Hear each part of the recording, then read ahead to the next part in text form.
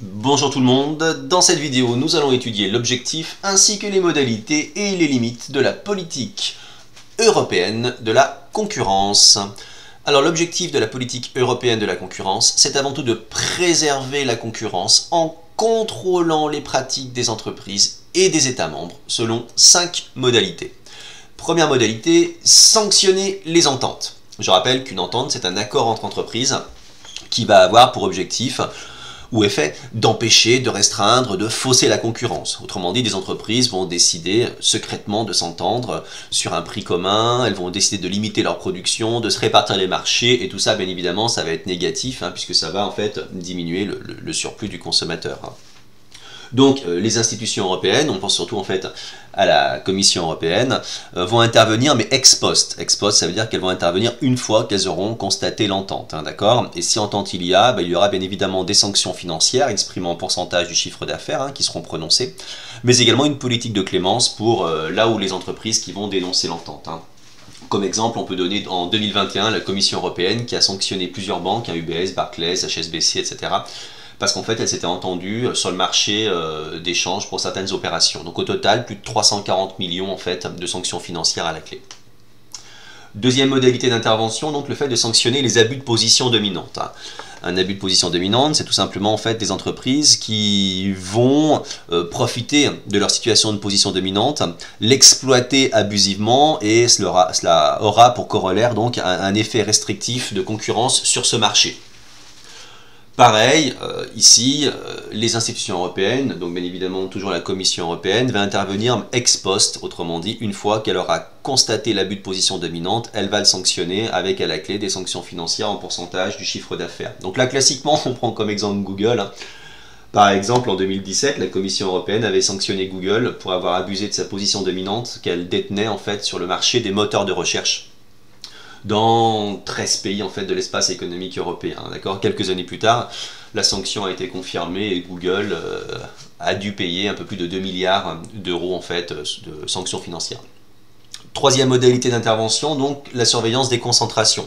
Donc des entreprises qui vont se regrouper, d'accord, soit parce qu'elles produisent sensiblement la même chose, horizontale, soit parce qu'en fait elles produisent en fait des biens mais qui vont être complémentaires, je pense caoutchouc, pneus, voitures, ça c'est vertical, ou alors elles se rapprochent, en fait elles fusionnent, tout en produisant des choses complètement différentes. Une entreprise qui produit, je sais pas moi, des œufs, une entreprise qui produit des services de téléphonie mobile. Donc le problème, c'est évidemment que dans certains cas, les regroupements d'entreprises, les concentrations peuvent aboutir à des situations d'oligopole, de monopole qui vont être préjudiciables à la fois pour le consommateur, en réduisant toujours son surplus, mais également potentiellement pour des entreprises concurrentes.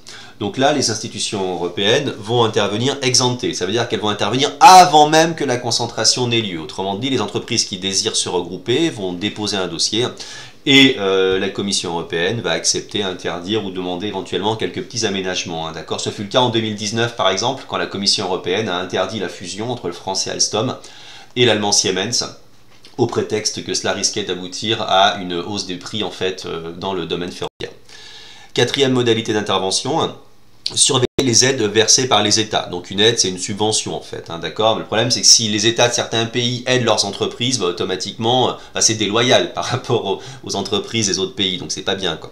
Donc ici, l'intervention se fait ex post. Ça veut dire qu'il faut avoir constaté effectivement le versement d'aides, et dans ce cas-là, le pays va devoir les rembourser d'une manière et d'une autre. C'est d'ailleurs pour ça qu'en 2020, la Commission européenne a condamné l'Irlande à faire payer à Apple 13 milliards d'euros, en fait, tout simplement parce qu'Apple avait bénéficié d'un traitement fiscal préférentiel. Et cinquième modalité, donc la mise en place d'une politique de régulation sectorielle et de libéralisation.